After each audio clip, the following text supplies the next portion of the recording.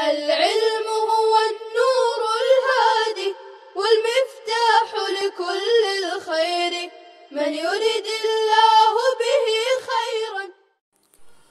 السلام علیکم ورحمۃ اللہ وبرکاتہ.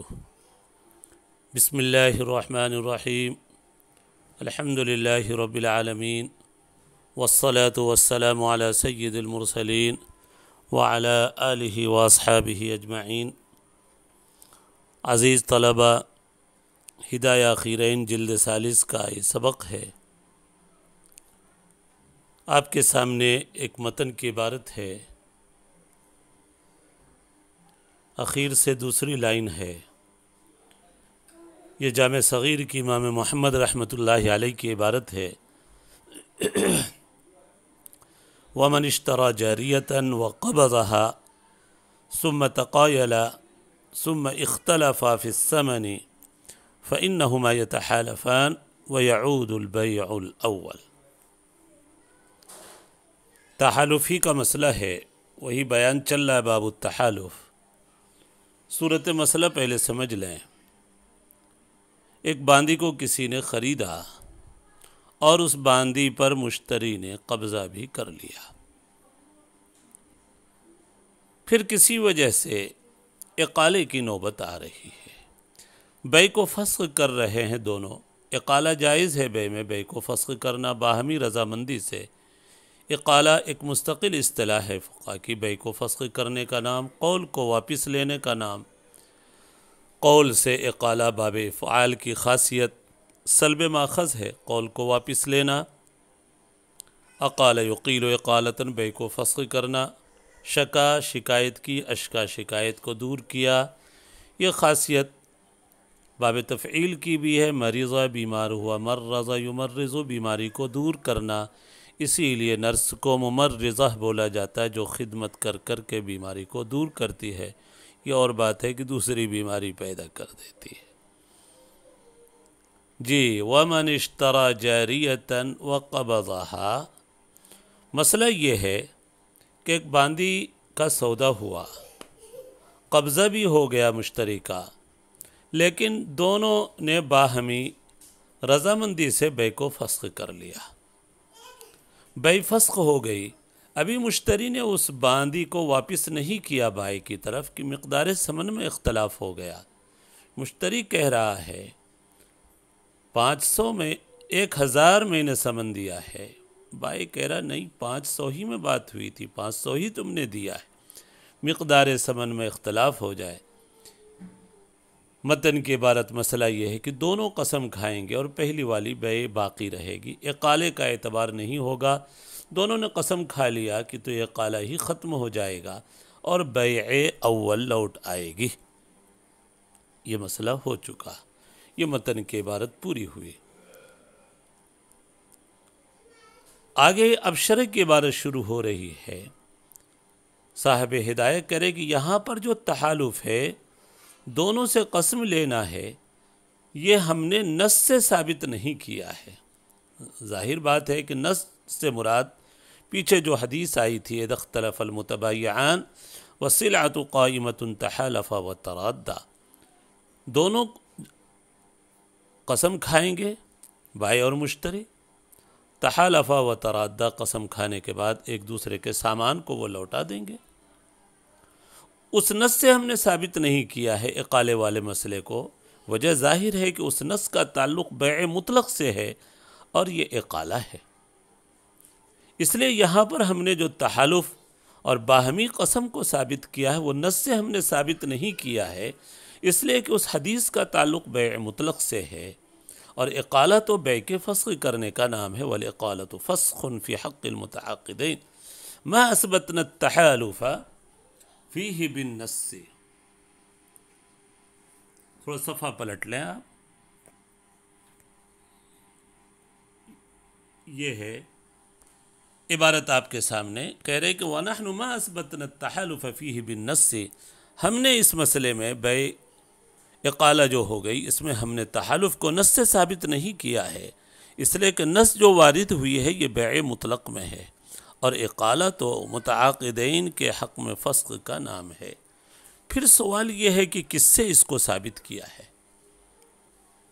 نص سے تو نہیں ثابت کیا ہے، انما اثبتناہ بالقیاس، ہم نے اس کو قیاس سے ثابت کیا ہے۔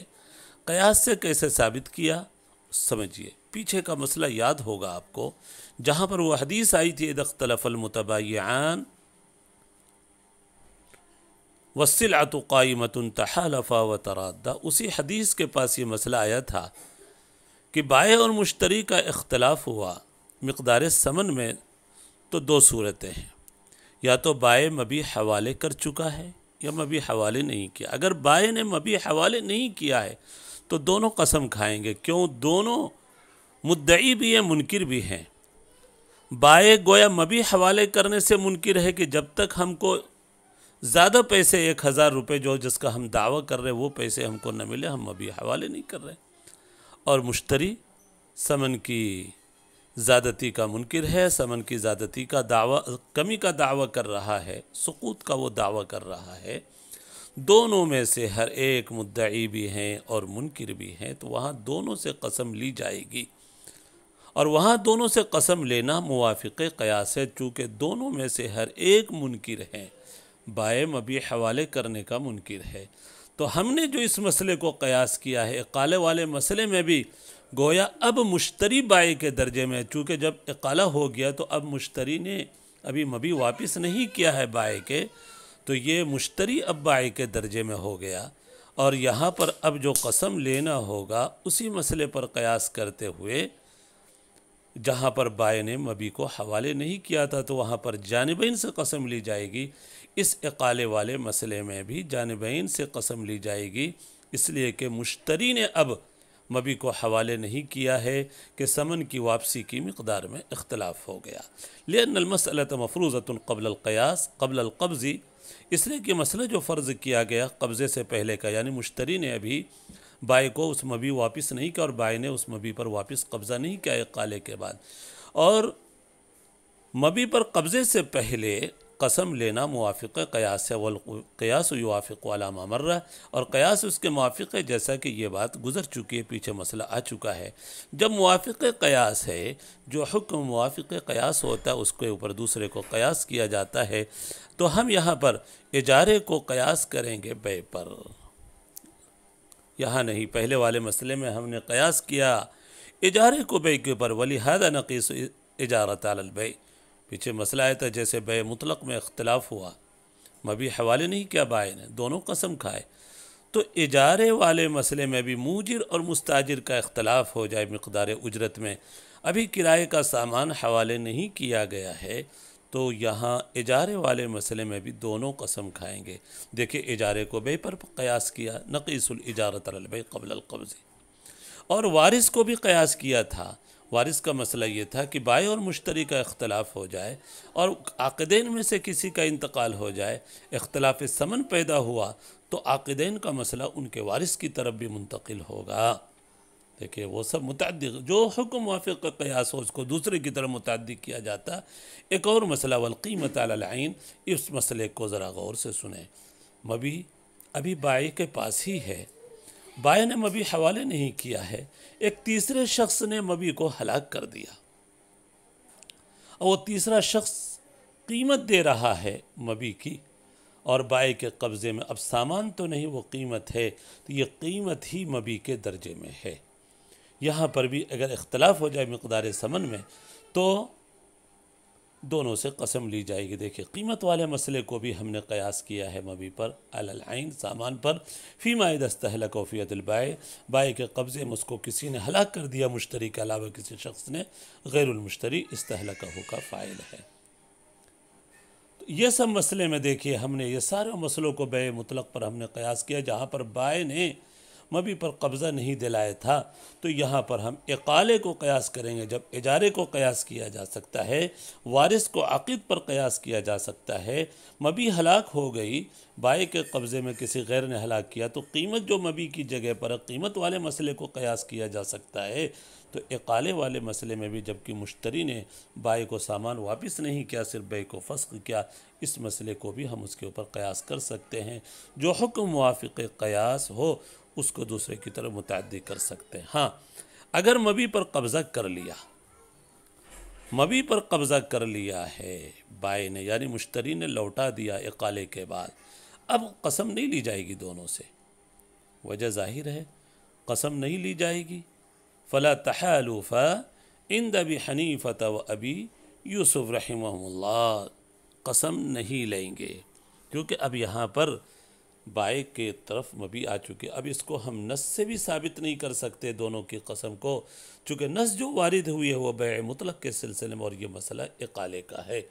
ہاں امام محمد رحمۃ اللہ علیہ ابھی بھی دونوں سے قسم کے قائل ہیں، جیسا کہ بتایا گیا تھا مبی اگر معدوم ہو، ختم ہو گئی ہو تو بھی ان کے وہاں دونوں سے قسم لیتے ہیں۔ انہوں نے اس حدیث میں تعویل اصل کی ہے، اختلف المتبایعان سے مراد عاقدان کو لیا ہے، یعنی عقد میں اختلاف ہو گیا، متعاقدین عقد میں عاقدین اختلاف کر رہے ہیں، اور جب ثمن کی مقدار میں اختلاف ہو جائے گویا ہر ایک الگ عقد کا دعویٰ کر رہا ہے۔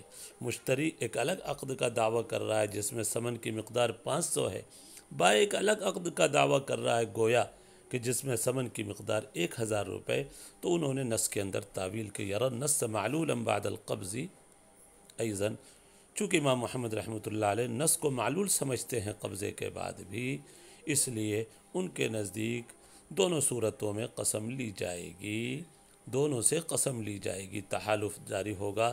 شیخین کے نزدیک اگر مشتری نے مبی حوالے کر دیا بائع کے، اب دونوں سے قسم نہیں لی جائے گی، صرف منکر سے قسم لے کر اس کی بات پر فیصلہ کر دیا جائے گا۔ یہاں تک شرح کی عبارت پوری ہوئی۔ اللہ تبارک و تعالی ہم سب کے لیے سمجھنا آسان فرمائے۔ وصلی اللہ علی النبی الکریم۔ السلام علیکم ورحمۃ اللہ وبرکاتہ۔ السلام عليكم. لا تنسوا الاعجاب بالفيديو والاشتراك في القناة تشجيعا لنا لنستمر بنشر المزيد إن شاء الله.